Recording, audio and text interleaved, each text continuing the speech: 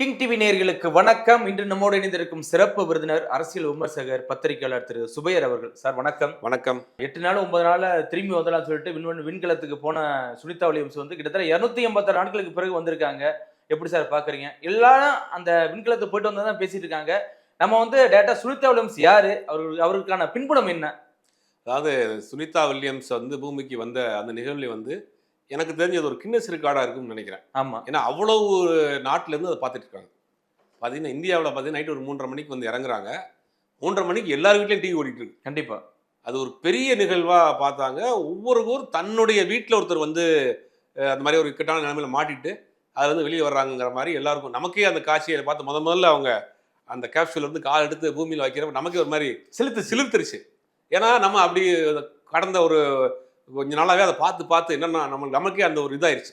ஏன்னா ஜென்ஸோட பரவாயில்ல, ஆனா ஒரு பெண்மணியா இருந்துட்டு எப்படி இந்திய வம்சாவளியை சேர்ந்த ஒரு பெண்மணி உயிரோட திரும்பி வருவாங்களா மாட்டாங்களாங்கிற ஒரு சந்தேகம். ஆனா அவங்களை கண்மணி பார்த்துட்டு இருக்கோம். ஒரு கேரக்டர் பார்க்குறோம், இது உயிரோட இருக்குமா வரமாட்டாங்களாம் அப்படிங்கிறப்ப எப்படி இருக்கும்? கண்டிப்பா. ஒரு கூண்டுக்குள்ள ஒரு மனிதனை அடைச்சிட்டு இந்த மனிதன் கீழே இறங்குறப்ப உயிரோட இருப்பாரா இருக்க மாட்டானா அப்படிங்கிற ஒரு சந்தேகம். ஆல்ரெடி கல்பனா சாவ்லாவுக்கு நடந்து ஒரு இன்ஸ்டன்ட் இருக்கு நமக்கு. ஆமா. அப்படிங்கும்போது இவங்களுக்கு என்ன நடக்கும்? பூமிக்கு பத்திரமா வந்துருவாங்களா இல்லை எதுவும் ஆயிருமா அப்படிங்கிற ஒரு திக் நிமிடங்கள் இருக்கு இல்லையா? அந்த திக் நிமிடங்களோட தான் ஒட்டுமொத்த உலகமே பார்த்துருக்கு. இந்தியாவே அந்த திக் நிமிடத்தை தான் விடிஞ்சிச்சு. 3 மணிக்கெல்லாம் எந்திரிச்சாங்க. எந்திரிச்சு விடிய பார்த்து இன்னைக்கு வந்து பூமியில வந்து அவங்க கால் வச்ச பிறகுதான் அப்பாடான்ற ஒரு சந்தோஷம் ஏற்பட்டுச்சு எல்லாருக்குமே. இந்தியாவை பொறுத்த வரைக்கும் பல இடங்களில் சந்தோஷமா வெடிச்செல்லாம் கொண்டாடினாங்க. அவங்களுடைய சொந்த மாநிலமான குஜராத்தில் கூட பெருசாக பண்ணாங்க. எனக்கு தெரிஞ்சு வரக்கூடிய டேட்டாஸ் இனிமேல் வரும்னு நினைக்கிறேன். உலகத்தில் அதிகமாக பார்க்கப்பட்ட ஒரு நிகழ்ச்சியாக கூட இருக்கலாம். அது கண்டிப்பா. நாசா வந்து லைவாக கொடுத்துட்டாங்க, எல்லா நாட்டிலையும் எடுத்து டெலிகாஸ்ட் பண்ணுங்கன்னு எல்லா சேனலும் அதை எடுத்து டெலிகாஸ்ட் பண்ண ஆரம்பிச்சிட்டாங்க. லிங்க் போட்டாங்க நாசா வந்து அவங்களுடைய வெப்சைட்டில் அந்த லைவ் டெலிகாஸ்ட்டை போட்டு இன்ச்சு பை இன்ச்சு வந்து அதை வந்து கரெக்டாக வந்து ஃபாலோ பண்ணி நம்ம எங்கே கேமரா வச்சாங்க எங்கே எடுத்தாங்க நம்ம பாயிண்ட் ஆஃப் வியூவில் அதான் போகுது. நடுக்கடல எப்படா கேமரா வச்சாங்க, அந்த இடத்துல நெட்வொர்க் எப்படி கிடைச்சிருக்கு? நம்ம ட்ரோன் மூலமா எடுத்தா கூட எப்படி நெட்வொர்க் கிடைச்சிருக்கு? அதெல்லாம் யோசனை எத்தனை வேணும் பாட்டிருப்பாங்களோ நம்ம அந்த பாயிண்ட் ஆஃப் வியூவில் உண்மையிலே அதான் ரொம்ப ஒரு அசால்ட்டாக ரிலாக்ஸாக பண்ணி முடிச்சிட்டாங்க. உண்மையிலே பூமியில வந்து காலை வச்சதுக்கு ஒரு பெரிய பாராட்டு வாழ்த்துக்கள் சொல்லிடலாம். ஆனா சார் இந்த டிராகன் வந்து முதல்ல வந்து பாலைவனத்துல இறக்கலாம் அப்படின்னு சொன்னதுக்கு அப்புறம் ஏன் சார் திரும்ப மாறிடுச்சு கடல்? இல்ல, பாலைவனத்துல அந்த ஹீட் தாங்காதுங்கிறாங்க சில. அதாவது என்னன்னா ஏற்கனவே வந்த விண்கலங்கள்லாம் கடற்கரையினுடைய கரையில் இறக்குவாங்க. இதுதான் கடற்கரையை நேரைய கடல்லே இறக்கியிருக்காங்க. கிட்டத்தட்ட 9 நாள்ல ஊருக்கு போயிட்டு வரேன்ட்டு போனாங்க. கிட்டத்தட்ட 9 மாசம் எப்படி இருக்குன்னு யோசிச்சு பாருங்க. 60 வயசு ஆகுது சுனிதா வில்லியம்ஸ்க்கு. 60 வயசு ஆகுது. 60 வயசுல நம்ம இந்தியாவில் இருக்கக்கூடிய பெண்கள் என்ன ரிட்டையர்டுன்னு நினைச்சிருவாங்க. ஆமா, நம்ம அவ்வளவுதான் வாழ்க்கையில பேரம்பேத்திலாம் எடுத்துட்டோம்ப்பா, வீட்டில் உட்காந்து நம்ம வந்து ஓரம் கட்டப்பட்டுருவாங்க. இன்னைக்கு உலகமே பார்க்கக்கூடிய இடத்துல இன்னைக்கு 60 வயது ஒரு இந்திய வம்சாவளியை சேர்ந்த ஒரு பெண்மணி இருக்காங்கன்னா மேலை நாட்டுடைய கலாச்சாரமே அதுதான். மேலை நாட்டில் வந்து அவங்களுக்கு வயசுங்கிறது வந்து ஒரு நம்பர் தான். ஏஜ் ஜஸ்ட் ஃபார் நம்பர் தான். அவங்க வயதை நம்பராக தான் பார்ப்பாங்க. அவங்க வந்து அதே மாதிரி வயது எக்ஸ்பீரியன்ஸாக பார்ப்பாங்களா சார்? வயது எக்ஸ்பீரியன்ஸாக பார்ப்பாங்க. ஹாலிவுட் டேரக்டர்ஸ்லாம் எக்ஸ்பீரியன்ஸ்னால தான் ஹாலிவுட் டேரக்டர் நம்புவாங்க. ஆமாம். வந்து ஒரு பெரிய தாடி ரவுண்டு கேப் போட்டு அந்த மாதிரி இருந்தால் தான் அவங்க வந்து ஒரு பெரிய டேரக்டர் எக்ஸ்பீரியன்ஸ் டேரக்டர்னு நம்புவாங்க. சயின்டிஸ்டாக இருந்தாலும் அது மாதிரி தான் இருக்கணும். அவங்க வந்து இந்த திருமண பந்தமாக இருக்கட்டும், எல்லாத்துலேயுமே அவங்க வந்து வயசு ஒரு ஒரு ஒரு லிமிட்டாக வச்சுக்க மாட்டாங்க. சாதனை செய்வதற்கோ திருமணம் பண்ணுவதற்கோ வாழ்க்கையில் உச்சத்துக்கு போகிறதுக்கோ வயசு வந்து ஒரு தடை கிடையாது அப்படிங்கிறதுக்கு நேற்று சுனிதா வில்லியம்ஸ் வந்து பண்ண சாதனைகள்லாம் எடுத்துக்காட்டு. இந்த சுனிதா வில்லியம்ஸ் யார் அப்படின்னா, சுனிதா வில்லியம்ஸுடைய அப்பா வந்து குஜராத் மாநிலத்தை சேர்ந்தவர், ஒரு மருத்துவர், டாக்டர். மேற்படிப்புக்காக அமெரிக்கா போகிறார். அமெரிக்காவில் படிச்சுட்டு இருக்கப்ப அமெரிக்கா நாட்டை சேர்ந்த ஒரு பெண்ணை திருமணம் பண்ணிக்கிறார். அந்த 2 பேருக்கும் பிறந்த குழந்தை தான் அந்த சுனிதா வில்லியம்ஸ். அவங்க அப்பா வந்து நரம்பியல் மருத்துவர், நியூரோ ஸ்பெஷலிஸ்ட், அங்கே மருத்துவராக இருக்கிறாரு. சுனிதா வில்லியம்ஸை பொறுத்த வரைக்கும் அவங்களும் ஒரு மருத்துவராகணும்னு ஆசைப்பட்டுருக்காங்க. அதுவும் வெட்னரி டாக்டர் ஆகணும்னு ஆசைப்பட்டுருக்காங்க. ஓ சூப்பர். அவங்க விலங்குகள் மேலே பெரிய ஆர்வம். 2 நாய் வளர்க்குறாங்க. அங்கே இதில் கொண்டு வந்து போட்டிருப்பாங்க, வீட்டுக்கு போனால் என்னோட 2 நாயை பார்க்கணும் முதல்ல, தான் ரொம்ப ஆசையாக இருக்குது அப்படின்னு. அதனால் வந்து அவங்க வந்து பெட் அணி லவராக இருந்திருக்காங்க. அதனால் அவங்க ஒரு மருத்துவர் ஆகணும், வெட்னரி டாக்டர் ஆகணும்னு ஆசைப்பட்டிருக்காங்க. அப்புறம் காலப்போக்கில் அவங்க வந்து இந்த துறைகளுக்கு வர ஆரம்பிச்சிட்டாங்க. இந்த துறைக்கு வந்ததுக்கு அப்போ லேட்டர் தான் வந்தாங்க. ஆரம்பத்தில் இருந்தவங்க கடற்படையில் இருந்தாங்க. அமெரிக்க கடற்படையில் பைலட்டாக இருந்தாங்க. அமெரிக்க கடற்படை பைலட் எப்படி இருப்பாங்கன்னா, கடலில் ஏதாவது சீற்றங்கள் ஏற்பட்டுருச்சு, இயற்கை சீற்றம் வெளியில் ஏற்பட்டுச்சுன்னா அந்த நேவி ஃபோர்ஸ் தான் போய் அவங்கள ரெஸ்கியூ பண்ணி கொண்டு வரும். அப்போ அந்த ரெஸ்கியூ பண்ணுற டீமில் இருந்திருக்காங்க. ஓ சூப்பர். ஆரம்பத்திலேருந்தே அவங்க வந்து ஒரு ரிஸ்கியான வேலையை பண்ணக்கூடிய நபராக தான் இருப்பாங்க. அந்த மாதிரி ரெஸ்கியூ டீமில் இருந்திருக்காங்க. அதனால தான் இந்த டீம்லேயே கமாண்டராக போயிருக்காங்க. ஆமாம். அதுக்கு பிறகு நிறைய உள்ள நடக்கக்கூடிய இந்த மாதிரியான இயற்கை சீற்றங்களுக்குலாம் அவங்க ரெஸ்கியூ பண்ணுற டீமில் கேப்டனாக போயிருக்காங்க, சீஃபாக போயிருக்காங்க. அதுக்கு பிறகு தான் அந்த ஸ்பேஸில் வந்திருக்காங்க உள்ள இந்த ஆஸ்ட்ரோ இதில் வந்திருக்காங்க. அதுக்கு பிறகு இதுக்கு 4வது முறை இப்போ அவங்க போயிருக்காங்க. ஆல்ரெடி போயிட்டு வந்ததெல்லாம் ரொம்ப சேஃப்டியாக போயிட்டு வந்தாங்க. இந்த முறை வந்து அந்த ஏற்கனவே அமிச்ச அந்த விண்கலத்தை ஒரு டெஸ்ட்டுக்கு தான் எட்டு பண்ணாங்க. டெஸ்ட்டு ரைட்டாக போய் மேலே போயிட்டு வரைக்கும் வர்றதுக்காக போகலாம்னு போனதான். 9 நாள் டெஸ்ட்டுக்காக போனது வந்து நீங்கள் 9 மாதம் ஆகி போச்சு. அதில் என்னன்னா அங்கே போனோடனே அங்கே தான் தெரியுது அங்கே அவருக்கு வரக்கூடிய அந்த சில லீக்ஸ் இருக்குது. திருப்பி பூமிக்கு சேஃப்டியாக வர முடியாது. அப்போ நீங்கள் வந்து ஸ்பேஸ் ஸ்டேஷன்லேயே இருங்க, நாங்கள் வேறு எதுவும் அனுப்புகிறோம்ட்டு அவங்கள ஸ்பேஸ் ஸ்டேஷனில் விட்டுட்டு இவங்க அந்த இது வந்துருச்சு. ஆனால் அது வந்து சேஃப்டியாக லேண்ட் ஆயிடுச்சு. ஆனால் என்ன சொல்கிறாங்கன்னா அவங்க ஆட்களை ஏற்றிட்டு வந்தாங்கன்னா அது வந்து ஏதாவது டேமேஜ் ஆகிருக்கும் அப்படின்றாங்க. அதனால் வந்து இறங்கிட்டாங்க. கிட்டத்தட்ட 9 மாதம். அதுக்கா சார் 9 மாதம் ஆயிடுச்சு அப்படி சார்? இல்லை, அது என்னன்னா நாசாவே தனியாக ஒரு விண்கலத்தை அனுப்பிச்சு அவங்களை கூப்பிட்றதுக்காக ஒரு பிளான் பண்ணாங்க. அது கடைசியில் அப்படியே தள்ளி போச்சு. அப்புறம் தான் எலன் மஸ்க் தான் இருக்காரு, ஆமாம், சூப்பர் பவர். அவர்கிட்ட தான் வந்து கொடுத்துருக்காங்க, நீங்கள் உங்களுடைய ஸ்பேஸ் எக்ஸில் வந்து கூப்பிடுங்க அப்படின்னா ட்ராகன் ஒன்று அனுப்பிச்சு டக்குன்னு வேலையை முடிச்சு தூக்கி விட்டாங்க. இப்போ நாசா எடுத்த முயற்சியெல்லாம் வந்து சில ஃபெயிலியர்ஸ் ஆகிட்டே இருந்துச்சு. ஃபினான்ஷியலாக வந்து பெரிய அளவு செலவாக இருந்துச்சு. இப்போ 100 ரூபாய்க்கு கிடைக்கிற பொருளை ஒரு 50 ரூபாய்க்கு கொடுத்துட்ருக்காரு. இப்போ ஸ்பேஸ் சம்மந்தப்பட்ட விஷயங்கள், அது மாதிரியான ஏரோ சயின்ஸ் சம்மந்தப்பட்ட விஷயங்கள் எல்லாத்தையுமே வந்து இவர் தான் இன்றைக்கி வந்து சீப் அண்ட் பெஸ்ட்டாக இருக்கிறார் உலகத்திலே. எலன் மஸ்க் தான். அப்படியே எலன் மஸ்கோடைய இதில் வந்து கொடுத்துருவோம் அப்படின்னு நாசா வந்து எலன் மஸ்கோடைய டைப் பண்ணி அவங்க இன்டர்நேஷனல் ஏர் ஸ்பேஸ்க்கு அனுப்பிச்சு தான் கூப்பிட்றாங்க. இங்கேருந்து போகிற ஒரு விண்கலம் அங்கே இருக்கக்கூடிய அந்த இன்டர்நேஷனல் ஸ்பேஸ் இருக்கு இல்லையா, அதில் போய் ஜாயிண்ட் ஆகி ஒரு மேக்னெட் மாதிரி ஒட்டின பிறகு இவங்க கொண்டு போன அந்த இப்போ ட்ராகன் இருக்கு இல்லையா, ட்ராகனுடைய டோர் ஓப்பன் ஆகும். அப்போ அந்த ஏர் ஸ்டேஷனுடைய டோர் ஓப்பன் ஆகி அங்கே இருக்கிறவங்க இங்கே ஷிஃப்ட் ஆயிடுவாங்க. ஷிஃப்ட் ஆகினா க்ளோஸ் ஆயிரும், திருப்பி வந்துடுவாங்க. ஒரு கரெக்டாக உள்ளே போய் ஜாயிண்ட் ஆனீங்க சார்? ஆமாம், அது மேக்னெட். அதாவது அவ்வளோ 2 மேக்னெட் போய் ஒட்டிடும். ஒட்டினோம்னா 2 டோரும் திறக்கும். இந்த ஸ்பேஸ் ஸ்டேஷனில் இருக்கிறவங்க இந்த பக்கம் வந்துடுவாங்க, அவங்க க்ளோஸ் பண்ணிடுவாங்க. ஆல்ரெடி அங்கே 7 பேர் இருந்துட்டு இருக்காங்க. இப்பயும் ஆமாம், 7 பேர் இருந்துட்டு இருக்காங்க. அதாவது ரவுண்ட் கிளாக்ல வந்து 325 நாளும் 7 பேர் இருந்துகிட்டே இருப்பாங்க. அது ஒரு இன்டர்நேஷனல் ஒரு ஸ்பேஸ் ஸ்டேஷனாக இருக்குது. ஒரு 5 நாடு சேர்ந்த ஒரு நம்ம எப்படி நம்ம இங்கே ஆஃபீஸ் இருக்கோம் அது மாதிரி ஒரு ஆஃபீஸ் மேலே நடந்துக்கிட்டு இருக்கு. அது வந்து கிட்டத்தட்ட ரவுண்ட்ஸ்லேயே இருக்கும். கிட்டத்தட்ட மணிக்கு 2000 கிலோமீட்டர் ஸ்பீடில் ரவுண்ட்ஸ்லேயே இருக்கும். அப்புறம் ரவுண்ட்ஸில் வர்றப்ப தான் 14 முறை நைட்டும் 14 முறை டேயும் 14 முறை சூரியனையும் 14 முறை சந்திரனையும் அவங்க ஒரு நாள் பார்க்குறாங்க ஸ்பேஸ் ஸ்டேஷனில் இருக்கிறவங்க. ஆனால் அவங்களுக்கு அதெல்லாம் பெருசாக தெரியாது. அதுக்குள்ளே ட்ரெயின் அப்பெல்லாம் எடுத்துருப்பாங்க. இப்போ இந்த சுனிதா வில்லியம்ஸ் யார் அப்படிங்கிறப்ப இந்த மாதிரி இந்திய வம்சாவளியை சேர்ந்த இந்தியா தந்தைக்கும் அமெரிக்காவுடைய தாய்க்கும் பிறந்த சுனிதா வில்லியம்ஸ் தான் இவங்களுடைய அந்த கடற்படையில் ஒர்க் பண்ணுறப்ப கூட வேலை பார்க்கக்கூடிய ஒரு நபரை திருமணம் பண்ணிக்கிறாங்க. இவங்களுக்கு குழந்தை இல்லை. சுனிதா வில்லியம்ஸ்க்கு குழந்தை கிடையாது. 60 வயசு ஆகுது. இப்போ தான் சமீபத்தில் குஜராத்தை சேர்ந்த ஒரு குழந்தையை தத்தெடுத்து வளர்க்குறாங்க. அந்த குழந்தையை இப்போ எடுத்து அமெரிக்கா கூப்பிட்டு போய் வளர்த்துட்டு இருக்காங்க. இந்தியாவுக்கு ஒரு 2-3 முறை வந்துருக்குறாங்க. அவங்க கிராமத்துக்கு போயிருக்கிறாங்க. நேற்று அந்த கிராமமே வந்து பெரிய அளவில் கொண்டாடி தீர்த்துக்கிட்டு இருக்கு. இதில் நம்ம பார்க்க வேண்டிய விஷயம் என்னென்னா, அவங்க ஸ்பேஸுக்கு போயிட்டு வந்தாங்க, பூமிக்கு வந்துட்டாங்கன்றதான் தாண்டி வயது தடை இல்லை, சாதிக்கிறதுக்கு வயது தடை இல்லை அப்படிங்கிறத நம்ம இதை பார்க்க வேண்டியதாக இருக்குது. இது நம்ம இருக்கக்கூடிய பெண்களும் இதை வந்து ஒரு முன்னுதாரணமாக எடுத்துக்கணும். கண்டிப்பாக சார். ஏன்னா நம்ம வந்து இதுதான் வாழ்க்கை முடிஞ்சு போச்சுன்னு நினைக்காம சாதிக்கிறதுக்கோ நம்ம இது பண்ணுறதுக்கோ வயது தடை இல்லைங்கிறது ஒரு உதாரணம். இப்போ 60 வயசாகுது சார் சுனிதா வில்லியம்ஸுக்கு. இப்போ வந்திருக்காங்க. இனிமேல் தான் உங்களுக்கு ஏகப்பட்ட பிரச்சனை இருக்குது. அதாவது கண் பார்வை பிரச்சனை வரும், அதுக்கப்புறம் ரத்த ஓட்டத்தில் பிரச்சனை வரும் அப்படிலாம் சொல்கிறாங்களா? அதெல்லாம் எப்படி சார்? இல்லை, ஆல்ரெடி அவங்க 4 முறை போயிட்டு வந்துருக்காங்க. அந்த ட்ரைனிங் அவங்களுக்கு இருக்குது. ஆனால் இருக்குது சார். பட் அதிக நாட்கள் இப்போ தானே தங்கியிருக்காங்க. 280 நாட்கள் தங்கியிருக்கும் போது ஒரு பெண்ணாக அதிக நாட்கள் தங்கியதில் சுனிதா வில்லியம்ஸ் ஃபர்ஸ்ட். அதிகம் 3 வாக்குன்னு சொல்லுவாங்க. அதிகமாக 3 வாக்கு. அதாவது என்னன்னா அந்த ஸ்பேஸ் ஸ்டேஷன்லேருந்து வெளியில் வந்து ஒரு ரவுண்ட் போயிட்டு வர்றது, அந்த பகுதியில் அது 3 வாக்கு பண்ணதில் அதிகமாக பண்ணது இவங்க தான். அந்த 2 ரெக்கார்டையும் இவங்க உடைச்சிருக்காங்க. அதிகமாக ஸ்பேஸில் தங்கிய முதல் பெண், அதிக அவர்ஸ் வந்து 3 வாக் பண்ண பெண் அப்படிங்கிற இவங்க தான் அந்த அந்த இதை உடைச்சிருக்காங்க. ஏற்கனவே 3-4 முறை போயிட்டு வந்திருக்காங்க. ஆனால் அப்போயெல்லாம் அவங்களுக்கு வயது இருந்தது, உடல் ஒத்துழைத்தது. இப்போ வந்து 9 மாதம் அப்படிங்கிறது நம்ம லாங் டைம் இருந்து வரதுனால உடல் உபாதைகள், சில உபாதைகள் இருக்கும். அதாவது நம்மளுடைய ஸ்பைனல் கார்டில் பிரச்சனை இருக்கும், ஆனால் முதுகு தண்டு வடத்தில் பிரச்சனை, கண் பார்வை குறைபாடு, ப்ரீத்திங் இஷ்யூ. இப்போ நீங்கள் பார்த்தீங்கன்னா அவங்க வந்து இறங்கினோடனே அந்த இதை போட்டாங்க. ஆமாம், அவங்க உடனே வந்து அவங்க அந்த இதிலிருந்து வெளியில் இறக்கணுன்னே ஒரு ஸ்ட்ரெச்சரில் வச்சு கொண்டு போகிறாங்க. அவங்களுக்கு அந்த செயற்கை ஆக்சிஜன் கொடுத்துட்டாங்க. அந்த ட்ரெஸ் போட்டிருப்பாங்க. அந்த ட்ரெஸ்ஸுங்கிறது செயற்கையாக உள்ள ஆக்சிஜன் போயிட்டு இருக்கும். அவங்க பாடிக்கு என்ன டெம்பரேச்சருக்கு அந்த ஆக்சிஜன் தேவையோ அந்த ஆக்சிஜன் கொடுத்துருப்பாங்க. இப்போ எப்படி ஸ்பேஸில் அவங்க என்ன ஒரு லிமிட்டில் ஆக்சிஜன் அவங்க சுவாசிச்சுக்கிட்டு இருந்தாங்களோ அதே மாதிரி தான் இங்கே இருப்பாங்க.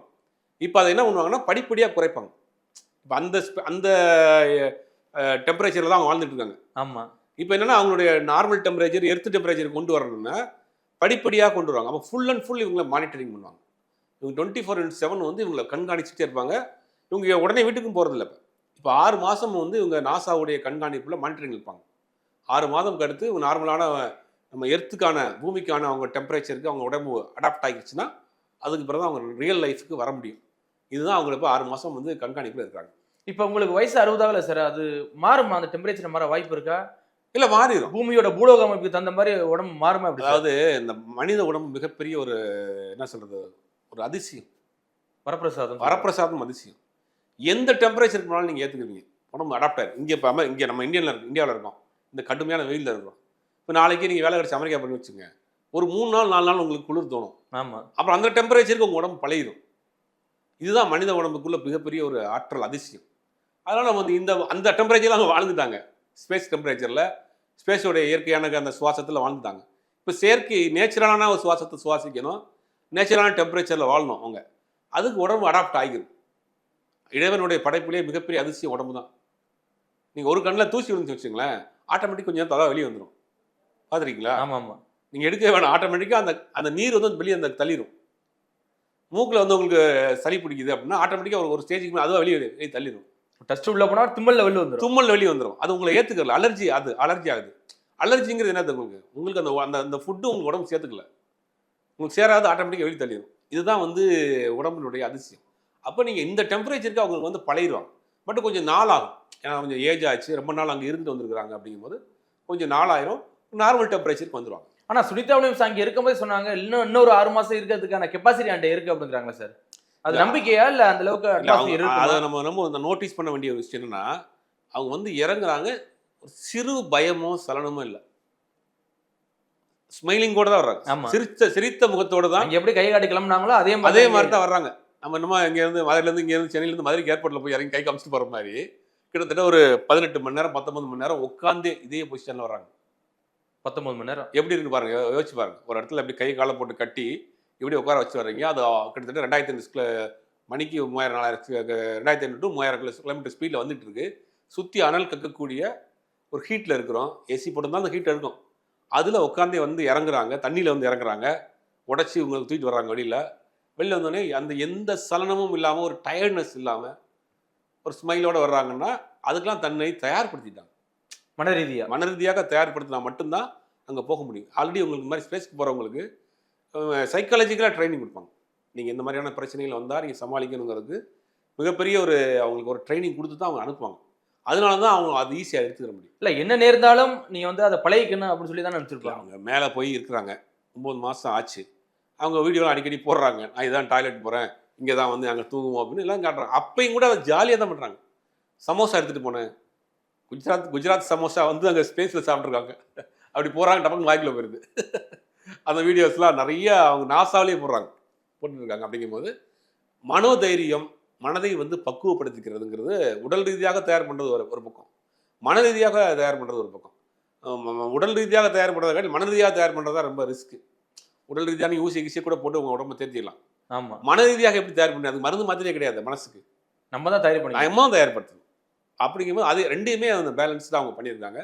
அதனால தான் அந்த அவ்வளோ இக்கட்டான ஒரு நிலைமையில பூமிக்கு வருவோமா இல்லை அங்கேயே இருப்போமா, வர்றவங்களே என்னென்ன ஆகும் அப்படிங்கிற ஒரு கேள்விக்குறியான அந்த நாட்களை கூட அவங்க ஜாலியாக கொண்டாடிட்டு இருந்தாங்க. கவலையே இல்லாமல் ரொம்ப ஜாலியாக யதார்த்தம் எடுத்துட்டாங்கன்னா அதுக்கு முன்னாடி ட்ரைனிங். தனி ஒரு பெண்ணா எப்படி சார் அந்த அளவுக்கு சக ஆண்களோட எப்படி அந்த அளவுக்கு பழகிட்டு இருக்காங்கன்னா அது பெரிய விஷயம் தான். சிலருடைய குணாதிசயம் இயற்கையாகவே அப்படி இருக்கும். எல்லாரும் அந்த போயிட முடியாது. ஒரு சில பேருக்கு அந்த மாதிரி பயப்படுவாங்க, போக மாட்டாங்க, அந்த ரிஸ்கியான ஜாப்பை எடுக்கவே மாட்டாங்க. இவங்க படிச்சுட்டு வேறு ஏதாவது ஒரு சேஃப்டியாக ஒரு 9 to 6 ஏதாவது ஒரு ஆஃபீஸில் உட்காந்து வேலை பார்த்துட்டு இருக்கலாமே. அப்போ அந்த ரிஸ்கியான வேலைகளை செய்கிறது, ஆண்களுக்கு இணையான ஒரு சவாலான வேலை செய்கிறது சுனிதா வில்லியம்ஸ்க்கு ஒரு சிறு வயதுலேருந்து ஆர்வமாக இருந்தது. அதனால தான் அவங்க வந்து கடற்படையில் வேலை சேர்ந்திருக்காங்க, நேவியில் வேலை சேர்ந்திருக்காங்க. நேவிலையுமே வந்து ரெஸ்கியூ பண்ணுற டீமுடைய ஹெட்டாக இருந்திருக்காங்க. ஆமாம். இந்த மாதிரியான முக்கியமான இயற்கை சீற்றங்களுக்கு ரெஸ்கியூ பண்ணக்கூடிய ஒரு இடத்துல இருக்கிறாங்க. அப்படிங்கும்போது அந்த சிலருக்கு சில வேலைகள் வந்து அவங்க விருப்பப்பட்டு செய்வாங்க, அது அவங்களுக்கு பிடிக்கும். அந்த மாதிரி ஒரு நபராக இருந்திருக்கிறாங்க. அப்போ இதை வந்து ரசித்து அந்த வேலையை செஞ்சுருக்காங்க. இப்ப நம்ம ஃபிளைட்ல போயிட்டு வர மாதிரி இப்ப சேட்டலைட்ல போயிட்டு வர்றாங்களே, அது எப்படி சார்? நம்ம ஆட்டோமேட்டிக்கா பழகிருமா எப்படி சார்? அதுக்கு உண்டான நீங்கள் வந்து இப்போ வந்து நிறையா எலன் மஸ்க்லாம் நீங்கள் பணம் வச்சுருந்தீங்கன்னா உங்களை விண்வெளிக்கு சுற்றுலா கூட்டு போகிறாரு. அது வந்து ஒரு டூரிஸ்ட் நம்ம இங்கே வந்து ஊட்டி கொடைக்கானல் கூட்டு போகிற மாதிரி அது ஒரு வேலையை பண்ணுறாரு. அதுவும் வந்துடும். வந்துருச்சு. ஸ்பேஸ் எக்ஸ் பண்ணிட்டு இருக்காரு. எலன் மஸ்கோடைய கம்பெனி அந்த வேலையை தான் பண்ணிட்டு இருக்காங்க. நீங்கள் வந்து அமௌண்ட் கட்டிட்டீங்கன்னா உலக கோடீஸ்வரர் நிறைய பேர் போயிட்டு வராங்களே பார்த்துருமா. உலக கோடீஸ்வரர்கள் பல கோடீஸ்வரர்கள் இன்னைக்கு வந்து ஸ்பேஸுக்கு வந்து டூர் போயிட்டு வராங்க. நடுக்கடல்ல கல்யாணம் பண்ற மாதிரி இப்ப நம்ம ஸ்பேஸ்ல பண்ணலாம். விண்கல இதுலயும் பணம் வந்தா நீங்க கல்யாணம் பண்ணலாம். விண்வெளியிலையும் விண்வெளியில பண்ணலாம். அதுக்கு உங்களுக்கு போறதுக்கு உண்டான ட்ரைனிங்லாம் முதல்ல கொடுத்துருவாங்க. மன ரீதியாக தயார்படுத்திடுவாங்க. பொண்ணு மாப்பிள்ளை நீங்க மேல கல்யாணம் பண்ணி திருப்பி கீழே இறக்கி வந்துடலாம். முடிஞ்சா அங்கேயே அடிமனு கொண்டாட்டு வாங்க. உங்க தைரியம் இருந்தா பண்ணிக்கங்க. அடிமனு கொண்டாடுறதுக்கு அவன மலைப்பிரதேசத்துலாம் போறாங்க. மலைப்பிரதேசம் மேலே கொண்டாடலாம். அது வந்து கமர்ஷியல் ஆயிடுச்சு. ரஷ்யால இருந்து ஒரு கம்பெனி பண்ணிட்டு இருக்காங்க. அமெரிக்காவில் வந்து எலன் மஸ்க் கம்பெனியே பண்ணுறாங்க இந்த வேலையை. நீங்கள் அதோட டீட்டெயில் எல்லாமே கூட இதில் இருக்குது, கூகுளில் இருக்குது, யூடியூப் நம்ம வெப்சைட்டில் போய் பார்த்துக்கலாம். அவங்களுடைய வெப்சைட்டில் பார்த்தீங்கனாலே நீங்கள் அந்த உங்களோட பணம் இருந்துச்சுன்னா நீங்கள் இந்தியாவில் வந்து நான் ஸ்பேஸுக்கு போகிறேன் அப்படின்னா நீங்கள் வந்து அப்ளை பண்ணி போய்க்கலாம். அந்த அளவுக்கு இன்றைக்கி வந்து உலகம் வந்து உள்ளங்கையில் வந்துருச்சு. பணம் மட்டும்தான் அதை வந்து தீர்மானிக்குது எங்கே போகணும் அப்படிங்கிறத. இன்றைக்கி வந்து இந்த விஷயத்தை பொறுத்த வரைக்கும் உண்மையிலேயே அது நம்ம வந்து நிறையா வந்து ஒரு முன்னுதாரணமாக இவங்களுடைய லைஃப் ஸ்டைலையும் இவங்களுடைய வாழ்க்கையும் இவங்களுடைய வயதையும் எடுத்துக்கிறதுங்கிறதா இன்றைக்கி அவங்களுடைய விஷயத்தில் நம்ம சொல்கிறது. இவங்க விண்வெளியில இருந்த அந்த 9 மாத காலத்துல வந்து என்னென்ன சாதனைகள் பண்ணியிருக்காங்க சார்? சாதனைகள் அவங்க திரும்பி வர்றதுதான் பெரிய சாதனை. கரெக்டாக திரும்பி வந்துருங்கிறதெல்லாம் அவங்க பெரிய சாதனையாக இருந்தாங்க. பட் இந்த 9 மாதத்தில் தன்னை தயார்படுத்திட்டாங்கல்ல, 9 மாதத்துக்காக தயார்படுத்திட்டாங்க. அதாவது ஒரு விஷயம் இருக்குது என்னென்னா, வேகமாக எங்கே இருக்கணும், விவேகமாக எங்கே இருக்கணும், கண்டிப்பாக அப்படிங்கிற 2 விஷயம் இருக்குது. 2 சேர்ந்தா தான் அதை புத்திசாலி. இப்போ இவ்வளோ ஃபாஸ்ட்டாக பரபரப்பாக இருந்த நபர் அங்கே 9 மாதம் சும்மா இருக்கிறதையும் கற்றுக்கிட்டாங்க, பழகிட்டாங்கல்ல. இந்த இடத்துக்கு தகுந்த மாதிரி தன்னை அடாப்ட் பண்ணிக்கிறதும் ஒரு அறிவாளி தான், புத்திசாலித்தனம் தான். அதை அவங்க சரியாக தெளிவாக அங்கே பண்ணியிருக்காங்க. அப்போ அதை வந்து அவங்க அங்கே பெரிய சாதனைகள்லாம் கிடையாது. அவங்க ஆக்சுவலாக வந்து அவங்க வேலை செய்ய போல, அவங்க வந்து ஒரு டெஸ்ட் ரைடு மாதிரி அந்த இதில் போனது, வர முடியாமல் போனதுக்காக வேறு வழி இல்லாமல் அங்கே 9 மாதம் தங்கக்கூடிய வேலையாக போச்சு. அவங்க வந்து இறங்கும் போது பார்த்தீங்கன்னா அந்த கடல் மட்டத்துக்கு மேலே அது ஓப்பன் ஆகும்போது எப்படி சார் இருந்திருக்கு அவங்களுக்கு? ஓப்பன் ஆகிறப்ப அப்படியே வானம் வந்து பூத்து உண மாதிரியும், கீழே வந்து டால்ஃபின்லாம் குதிச்சு படம்லாம் பார்த்துருப்பீங்க. ஆமாம், நல்லா இருந்துச்சு. அது வந்து இயற்கையே வரவேற்கிற மாதிரி இருந்துச்சு. இயற்கையே வந்து வீர பெண்மணியே பூமிக்கு வான்னு சொல்லி இயற்கையே வரவேற்கிற மாதிரியான ஒரு காட்சிகள். அது வானங்கள் விரிந்து அப்படி பூமியில வந்து துள்ளி குதித்து டால்ஃபின்லாம் போகிறப்ப அந்த காட்சிகளே ரொம்ப ஒரு என்ன சொல்றது சென்டிமெண்ட்டாக இருந்துச்சு பார்க்குறப்ப. ஆனால் திட்டமிட்டது சரியாக பண்ணியிருக்காங்க சார். சரியாக பண்ணியிருக்காங்க. கொஞ்சம் மிஸ் ஆனால் ஒரு செகண்ட் கூட மிஸ் ஆகலாம். அவங்க வந்து இறங்குற அந்த நேரத்தை கூட சரியாக கடிச்சு பண்ணியிருக்காங்க. 3 மணி 27 நிமிஷம் 27 நிமிஷம் 27 நிமிஷத்துக்கு கரெக்டாக வந்துச்சு. அந்த ஒரு செகண்ட் கூட அவங்க மிஸ் ஆகலை. அதுதான் வந்து இன்னைக்கு டெக்னாலஜி. அது அந்த டெக்னாலஜி. அதே மாதிரி இப்போ இது வந்து பாலைவனத்தில் இறங்கினா தாங்காது அப்படின்னு உடனே மாற்றினாங்க. அது ஒரு நல்ல திட்டமிடுதல். அந்த கேப்சூல் வெளியில் பார்த்தீங்கன்னா ஹீட்டு தாங்காமனாலே அந்த ஒயிட் அடிச்சிருக்கிறதெல்லாம் வந்து பிரிஞ்சிருக்கும். ஆமாம், அப்போ உள்ளுக்குள்ளே எவ்வளோ ஹீட் இருக்கும் அதை நம்ம யோசிச்சு பார்க்கணும். உள்ளுக்குள்ளே அவ்வளோ ஹீட்டை தாங்கக்கூடிய அளவுக்கு அவங்க தயார் பண்ணி தான் அனுப்புவாங்க. அப்படி இருந்ததும் கூட அது இதாக இருக்குது. இப்போ இன்னொரு விஷயம் நம்ம இதில் பேச வேண்டியது என்னென்னா, இன்றைக்கி ஆஸ்ட்ரோஃபிசிக்ஸ் ஆஸ்ட்ரோ சயின்ஸ் சம்மந்தமாக படிக்கக்கூடிய மாணவர்களுக்கு இந்தியாவில் போதிய கல்வி நிறுவனங்கள் இல்லை. நம்ம இதை இந்த நிகழ்ச்சி அதை பதிவு பண்ணி ஆகணும். கண்டிப்பாக ஒரு சில கல்வி நிறுவனங்கள் தான் இருக்குது. உதாரணத்துக்கு வந்து அரசாங்கம் இந்த சென்ட்ரல் கவர்மெண்ட் நடத்தப்படக்கூடிய ஒரு ஆஸ்ட்ரோ சயின்ஸ் காலேஜ் வந்து திருவனந்தபுரத்தில் இருக்குது. அப்புறம் இந்தியாவில் ஒரு சில இடங்கள்ல மட்டும்தான் இருக்குது. அப்படியே நீங்கள் யூஜி படித்தாலும் பிஜி படிக்கிறதுக்கு வெளிநாட்டுக்கு போயதாகணும். வெளிநாட்டுகளில் இந்த மாதிரி ஆஸ்ட்ரோ ஃபிசிக்ஸ் ஆஸ்ட்ரோ சயின்ஸுக்கு வந்து அமெரிக்கா தான் மிகப்பெரிய ஒரு ஹப்பாக இருக்குது. அமெரிக்காவில் நீங்கள் வந்து பிஜி படித்தா தான் ஒரு சயின்டிஸ்ட்டாக அடுத்தடுத்த லெவலுக்கு நீங்கள் உங்களை டெவலப் பண்ணிக்கிற முடியும். அமெரிக்கா, ஜெர்மன், சிங்கப்பூரில் ஒரு சில யூனிவர்சிட்டி இருக்குது. இந்த 3 நாட்டில் தான் வந்து டாப் 10 இந்த ஆஸ்ட்ரோ ஃபிசிக்ஸ் படிக்கக்கூடிய நபர்களுக்கு ஒரு காலேஜாக இருக்குது. அப்போ கல்வி தரத்தை நம்ம வந்து இது சம்மந்தமான விண்வெளி தொடர்பான கல்வியை நம்ம இந்தியாவில் அதிகப்படுத்தணும். நமக்கு இது பார்க்குறப்ப நிறைய மாணவர்களுக்கு வந்து இதை நீங்களாம் பார்த்துருக்கோம், நம்மளும் போகணும்னு தோணிடும். ஆமாம், இப்போ அவங்களெல்லாம் என்கரேஜ் பண்ணுற மாதிரியான வேலைகளை அரசாங்கம் கொஞ்சம் துரிதப்படுத்தி பண்ணால் நல்லாயிருக்கும். கண்டிப்பா சார். மீண்டும் மற்றொரு நிகழ்வோடு சந்திப்போம். மிக்க நன்றி சார். கருப்பை புற்றுநோய் குறித்த சந்தேகங்களுக்கான தங்கம் ஹோப்பை இலவசமாய் அணுகுங்கள்.